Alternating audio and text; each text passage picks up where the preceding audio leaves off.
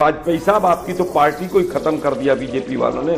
आप किस मुंह से बीजेपी की बड़ाई करते हैं? सवाल ये नहीं है कि डिग्री इंपॉर्टेंट है, सवाल ये है कि क्या वो डिग्री फेक है, और अगर फेक डिग्री है तो क्या फिर मोदी जी डिस्क्वालीफाई होंगे? भारतीय जनता पार्टी बहुत ही होशियार पार्टी है, इससे बहुत बच के रहने की जरूरत है। हित में अगर वक्तव्य है शरद पवार जी का, जब वो कहते हैं कि अडानी अंबानी पर उंगली उठाना ठीक नहीं है, तो क्या आप देश हित के खिलाफ काम कर रहे हैं? महाराष्ट्र विकास अघाड़ी में आप लोग एक साथ हैं। देश के सामने शरद पवार जी को क्लियर करना होगा कि क्या जो लोग जेपीसी की मांग कर रहे हैं तमाम सांसद वो देशद्रोही हैं। ये बात तो शरद पवार जी बता सकते हैं। अभी बृजमोहन जी कह रहे हैं कि एक व्यापारी के ऊपर, अरे भाई व्यापारी अगर फ्रॉड करेगा तो उंगली क्यों ना उठाई जाए?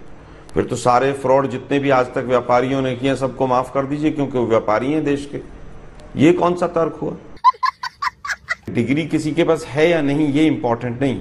एक इलेक्टेड पोस्ट पर आदमी बिना डिग्री के भी हो सकता है, लोग आए भी हैं गए भी हैं, लेकिन दुर्भाग्य इस बात का है कि जो डिग्री है क्या वो सच है कि नहीं, ये बताने के लिए देश के गृह मंत्री और कानून मंत्री को आना पड़ता है। हालत यह है कि कोई यूनिवर्सिटी आकर आज तक उस यूनिवर्सिटी ने नहीं कहा कि भी हमारे यहाँ के स्टूडेंट थे, उस बैच के स्टूडेंट थे। सवाल ये नहीं है कि डिग्री इंपॉर्टेंट है, सवाल ये है कि क्या वो डिग्री फेक है, और अगर फेक डिग्री है तो क्या फिर मोदी जी डिस्क्वालीफाई होंगे? इस सज्जन को क्या तकलीफ है भाई? क्या मोदी जी की डिग्री फेक होने के माध्यम से जो एफिडेविट उन्होंने इलेक्शन कमीशन में दिया वो फेक है? लेकिन दुर्भाग्य है कि 25,000 का जुर्माना उस व्यक्ति पर लग जाता है जो व्यक्ति डिग्री की बात करता है। जेपीसी के पास इतनी पावर्स हैं कि जेपीसी किसी को भी बुला सकती है।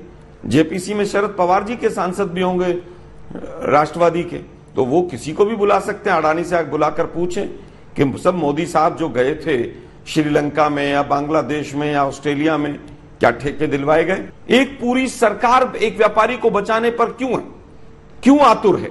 और अब अगर शरद पवार साहब भी बचाने पर आतुर हैं तो हम तो पूछना चाहते हैं, भाई ये रिश्ता क्या है आप लोगों का? मुझे लगता है कि बीजेपी का गेम प्लान भी यही है। ये मामला न्यायालय में 4-6 महीने 8 महीने तक अटका रहे और इतने फिर लोकसभा का चुनाव आए, लोकसभा का चुनाव निकल जाए। पेगासस में भी कमेटी बनी थी। पेगासस में तो सुप्रीम कोर्ट ने स्पेशली ये कहा कि केंद्र सरकार हमारे साथ सहयोग नहीं कर रहा। भारतीय जनता पार्टी बहुत ही होशियार पार्टी है, इससे बहुत बच के रहने की जरूरत है। अब देखिए कितनी चालाकी से वो हमारे विपक्ष में एक सेंध लगाने की कोशिश करती है, जो विपक्ष एकता उनको दिखाई दे रही है। शरद पवार जी ने ऐसा कुछ नहीं बोला है, लेकिन कितने बड़ी तरीके से उसको पेश किया जा रहा है कि विपक्ष में फूट हुई। अरे ये हमारे विपक्ष में लोकतंत्र है जो उनके यहाँ पे नहीं है। भाई किसी का अपना मत हो सकता है, अपनी बात कह सकते हैं, कहने का सबको अधिकार है। उन्होंने भी साफ साफ बोला है जेपीसी में चूंकि उनके पास सदस्य ज्यादा है, बहुमत उनके पास है, तो इसमें हो सकता है कि हमें दिक्कत आ सकती है, लेकिन सुप्रीम कोर्ट वाला मामला ठीक रहेगा, यही तो वो कह रहे हैं ना। तो ठीक है, उसमें एक बार चर्चा कर लेंगे वो बैठ के, विपक्ष फिर आपस में चर्चा कर लेगा। इसमें दिक्कत क्या है? बीजेपी के पेट में दर्द क्यों हो रहा है? ये गड़बड़ है बाबा। देखिए सवाल ये है, जिनको भारतीय जनता पार्टी बात करती है जिन नेताओं के बारे में, वो नेता बहुत सम्मानित हैं, तो क्या भारतीय जनता पार्टी उन नेताओं का कितना सम्मान किया ये भारतीय जनता पार्टी बता दे। हमारे यहाँ तो विपक्ष में एक बार जब आपने देखा होगा यूपीए सरकार में किस तरह से अटल बिहारी वाजपेयी जी को उसमें विपक्ष के नेता होते थे, उनको जिनेवा भेजा गया था कि नहीं भेजा जाता? देश में जब एक कमेटी गई थी तो उनके साथ वो कमेटी के सदस्य थे कि नहीं थे? आपने कितनी बार भेजा है? आदरणीय पवार साहब से ज्यादा सम्मानित नेता कौन है? विपक्ष में सबसे सम्मानित नेता है, देश में सम्मानित नेता है। बीजेपी ने कितनी बार उनको अटल बिहारी वाजपेयी की जगह या कुछ अच्छी जगह पे देश का रिप्रेजेंट करने के लिए भेजा? नहीं भेजा ना आज तक। तो जब भारतीय जनता पार्टी ऐसी बात करती है तो हास्यपद लगता है। तो कांग्रेस ने 2-3 ऐसे विषय उठाए। 20,000 घोटाला, 20,000 करोड़ का घोटाला अडानी ने किया, रोज बोलते हैं। कहां से ये फिगर आई? किसकी फिगर है? कौन सी सीए इंस्टीट्यूट की फिगर है? ये इनकी फिगर बन गई है। और इस पर शरद जी ने बेसिकली कह दिया है कि भाई उद्योगपतियों पे अगर आपको करना है तो प्रूफ दीजिए, आपके पास सबूत है तो 1 मिनट में ये कोर्ट चले जाते, कोई याचिका फाइल करते, ये हमारे सबूत है। वाजपेयी साहब, आपकी तो पार्टी को ही खत्म कर दिया बीजेपी वालों ने। आप किस मुंह से बीजेपी की बड़ाई करते हैं? 5 एमएलए थे, 5 में से 4 को तोड़ के दूसरी पार्टी बना दी और आप मोदी कर रहे हैं। कौन सी मजबूरी है ऐसी आप लोगों की?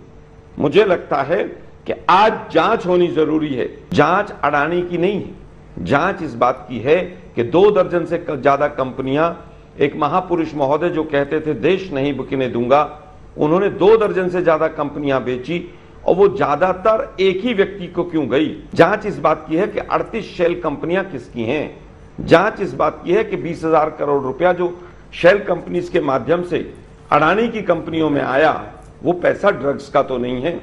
जांच इस बात की है कि पेगासस, नोटबंदी, राफेल, इनका पैसा तो नहीं है।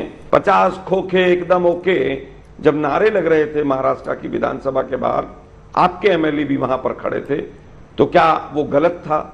हम जांच किसी व्यापारी की नहीं करा रहे, हम जांच फ्रॉड की कराना चाहते हैं।